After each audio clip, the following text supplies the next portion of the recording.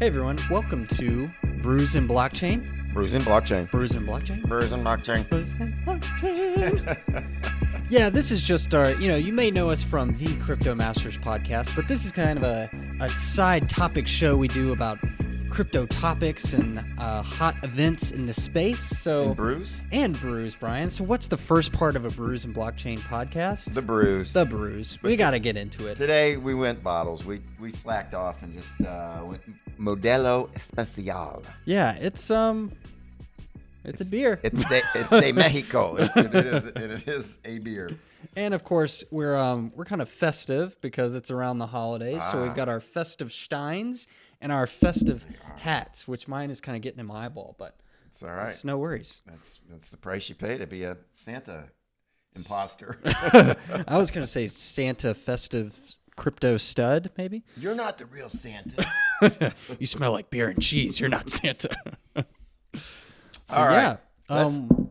Let's get into it. Let's get into it. So we just talk about a few topics that are timely, and one that I saw that caught my attention was an announcement that we've done a couple shows on the Crypto Masters about Metaverse projects, which are really fascinating and a big area right now. So I saw that an announcement from a law firm that is now opened an office on the Metaverse. Ooh, very exciting. exciting. They bought space, they bought real estate in Decentraland, and literally, hung out a shingle, as we say, in the Metaverse in Decentraland, and it's a personal injury firm. I'm not going to name it because I've seen that since then, a couple other law firms have claimed, no, we're the first. So I don't want to get into that. Yeah. But the point is that, I found it really interesting that a law firm has opened an office in the Metaverse. So that's pretty cool and shows, that this Metaverse is spreading through all aspects, Yeah, and I'd say, us in the crypto and tech space get very excited and see all these potential ideas, but, it really takes people actually, like, what can I say, building the brick and mortar shops in the Metaverse to actually, like, solidify that enthusiasm and ideas we have. And, hey, it's taken off. And I can say, my business from the change it's undergone since the pandemic, formerly I would have appointments and meetings in person, always pretty much. Now that's changed to being by Zoom or something like that where you're remote.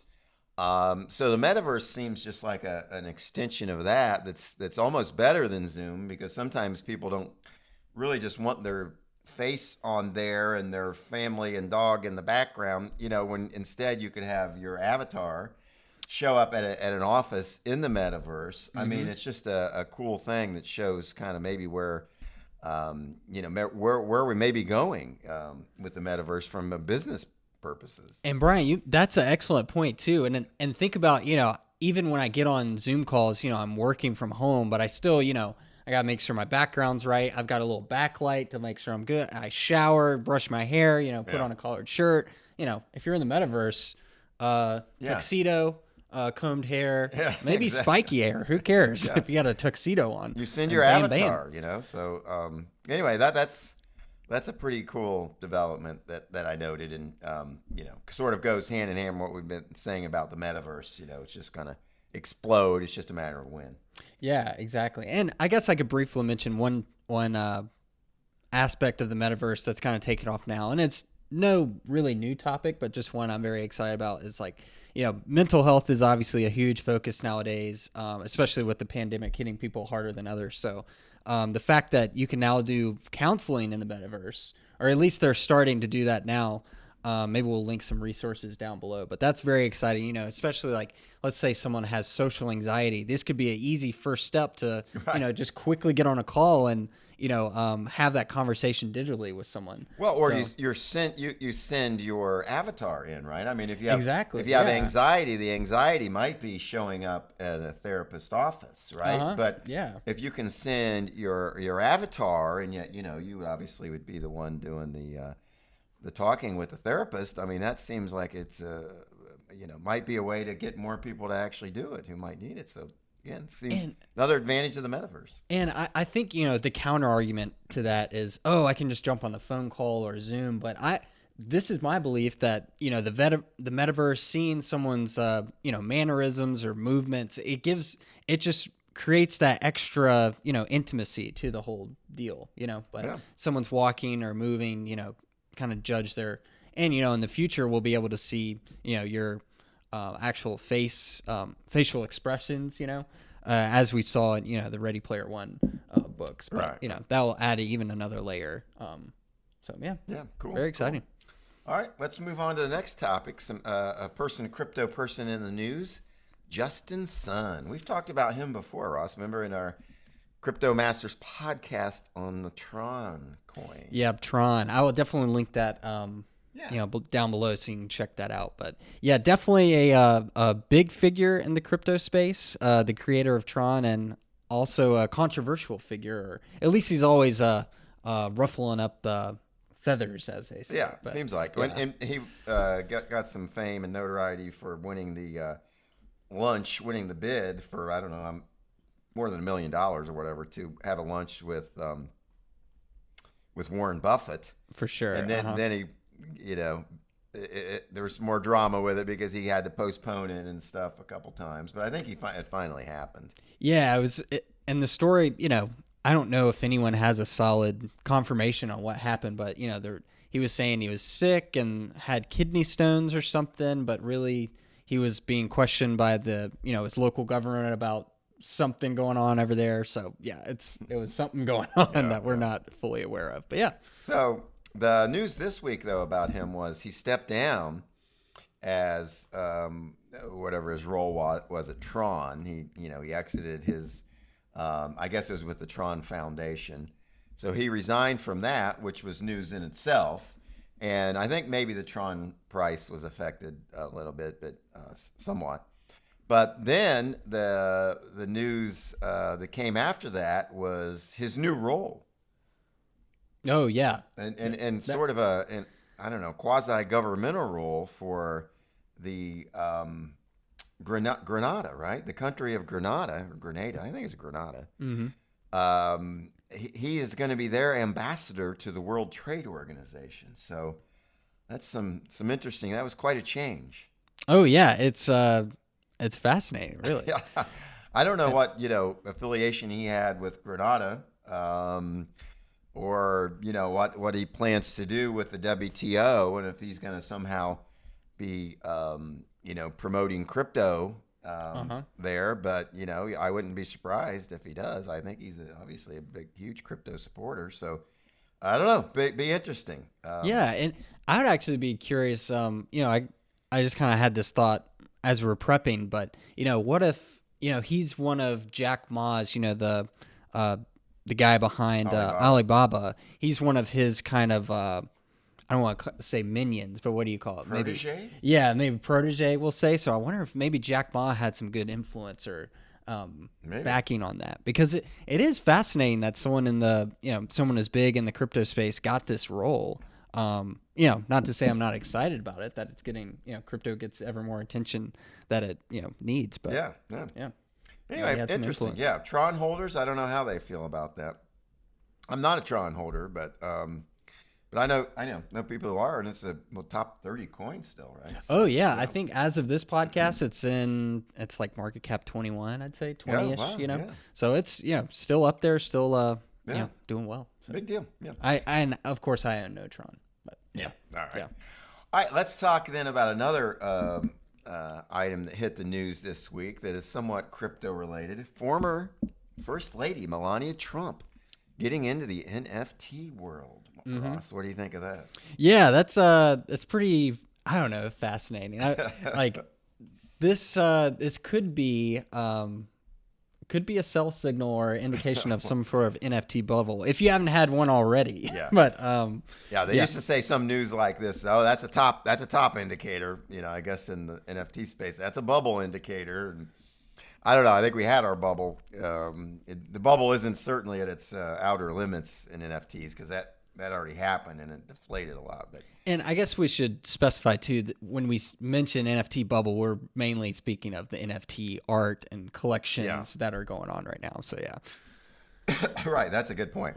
But anyway, her collection is called Melania's Vision, and it'll include watercolor art that embodies her cobalt blue eyes. And the one that I saw, Ross, the one that we could find, did appear to be sort of just a painting of eyes. But it's a collection, so they're going to be released from December 16th through December 31st, and the price is kind of a flat one sol. So it's on the Solana blockchain, and one sol is around 180 to 190 right now, and which isn't a big amount of money. And portion of the proceeds are going to a charity. So. Anyway, interesting. Yeah. I mean, we just talk about cryptos and NFTs getting, sort of widespread adoption. This is another indicator of that. I mean, it's the former First Lady of the United States, so it's, Yeah, well, I gotta say, and I'm sure she's got great technical advisors or people she can hire to help her out. But to me, it signals understanding and I guess easy digestion of the concept of NFTs and being able to release artwork. So yeah. I mean, and it's kind of cool because if you have a lot of people who have artistic abilities, there's not really many avenues or ways for them to display that. There's some art shows and art gallery type things, but I think it's very hard. So these NFTs give artists a much wider platform to display their art, and apparently Melania is one of those. No, for sure. I know some local artists from growing up, just in my hometown, and what they have to, they work really hard, and oftentimes don't get as much as they deserve, and have to go to like local trade shows. So any way you can, be an artist and really broadcast your work to the entire world is, I think, powerful. I think it's great, and art is one area of NFTs, and it seems to be the one that took off first. And we've talked about this before, but it's not the only one. There's going to be lots of other NFT uses that we'll be talking about. Yeah, for sure. I do feel like there is that part of the misconception of NFTs that it's just this art and these collections, but that's just scraping the tip. The Bored Apes and the cyberpunks. Exactly, yeah. But that is just the tip of the iceberg of NFTs, and really just the easiest way to really get involved. So, yeah. All right, so let's move on now. I heard the sigh there. Yeah, well, we probably, to be frank, we probably started Brews and Blockchain just because we did want to talk about current events. But when we started it, maybe a couple of months ago, the focus was the cycle, the Bitcoin cycle, and are we nearing the end? And that was really the focus of our first few Brews and Blockchains absolutely. For good reason, because a lot of people, I mean, including us, absolutely us, thought that there was going to be a cycle end coming soon, where there would be a big Bitcoin price run up, and then maybe altcoin run up, and then everything kind of comes down, which has happened in previous cycles. And the timing for this one was many people expected to be year end 2021. And here we are, December 19th, 2021, and the price is it's not happening at all. Yeah. So, so we along with many others, and frankly, almost no one, I think, saw this coming the way it's played out. And that's why there's a market, I guess. But so we still, let's talk about, though, the cycle update, I guess, Ross. Do you still, let me put you on the spot. Is there still going to be a cycle, or a cycle's a thing of the past, and we're just going to see various up and down action unrelated to the happenings? No, I really think there will continue to be a cycle, just, and I'm fully willing to eat my words, as I just kind of have with some price predictions for December, but I truly believe there still will be a cycle. I think this current dip has just kind of delayed things a bit. So instead of us seeing some were calling a peak as early as, this month in December, I think, you just have to reasonably say the earliest time you could see a peak, and that's just, I see that being an epic run up still would be February. That's the earliest call I see. But I'm thinking sometime in mid to end Q2 of 2022, we'd see a top, even though that's still relatively early. Wait, February thing. So you said February, but then now you're talking like June. Yeah. So which one?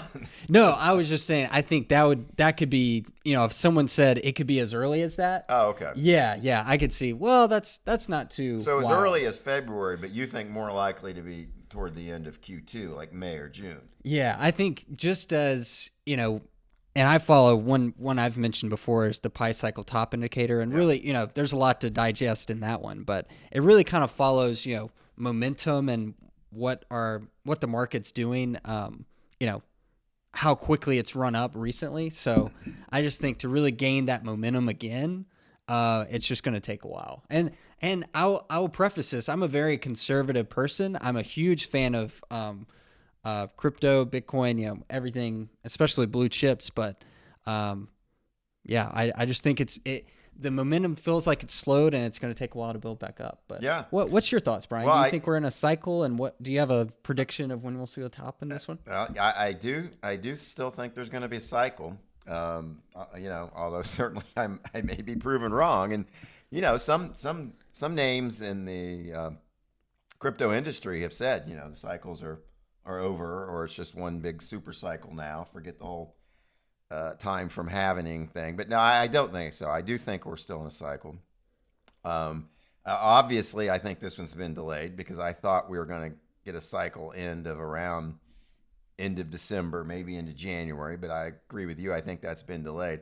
I'm going to say we're going to see a cycle peak Q1 of 2022. I love it. So I'm going to go a little bit earlier than you. But I think it's fair that we touch on our indicators that we said we were looking for to determine when there's a top. Which now that's not such an urgent daily mission to check on that because if anyone's now, I don't think we're. Well, if anyone's watching us consistently, they're probably like, "Whoa, why aren't they showing their top indicators anymore?" It's like, well, that's not. Yeah. Really. So yours was the Pi Cycle top indicator. Yeah. And mine was RSI, and I remember saying, when you see RSI hit, I think I said around 88 to 90. That's when we're probably nearing a cycle top, and you might want to start exiting your positions. So right now, as of the date of this podcast, which is the December the 19th, the RSI 14 is at 45. So a long ways, obviously, from the top, and that's just a neutral.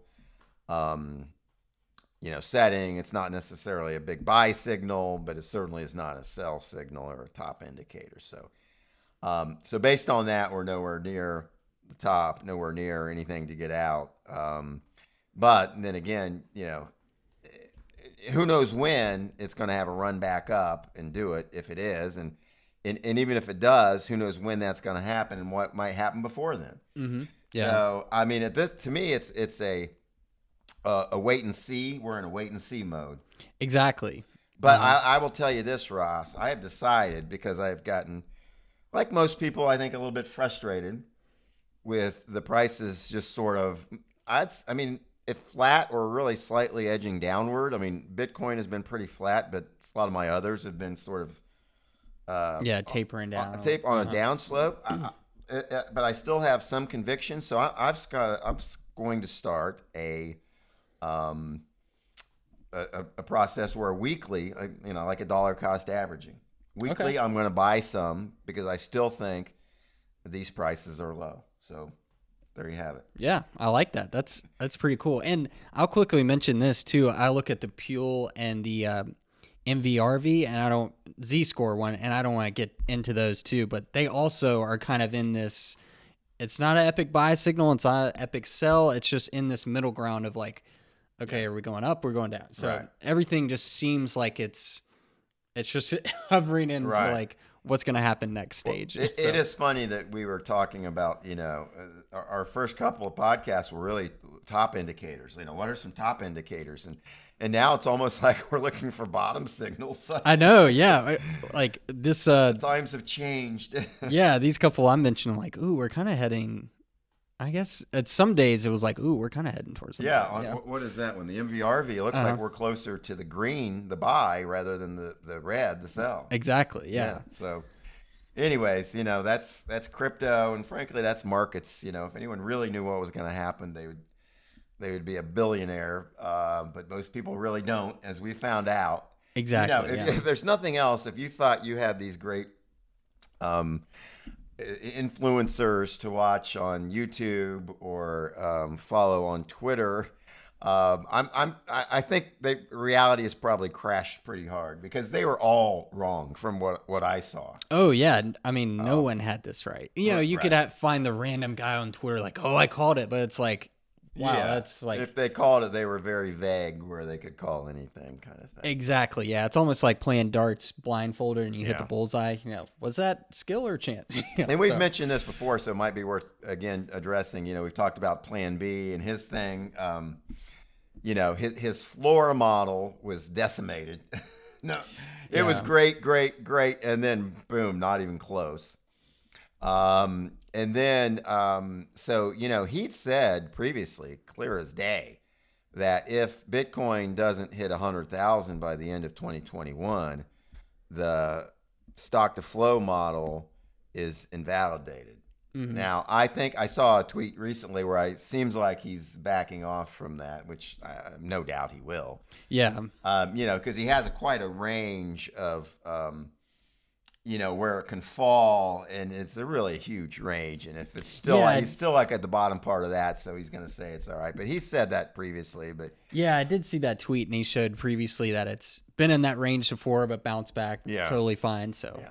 Well, and I don't mind. I mean, I think he needs to, accept what he said before about it being invalidated. But, it's always been just a model. And, everybody can decide for themselves. Do they find it useful or not? So. Yeah. And, again, no one should think we're bashing Plan B by any means. But, when you put yourself out there with these bold predictions like that, you're probably going to get hammered back, if you're incorrect. I mean, he should be expecting, blowback from what he previously said.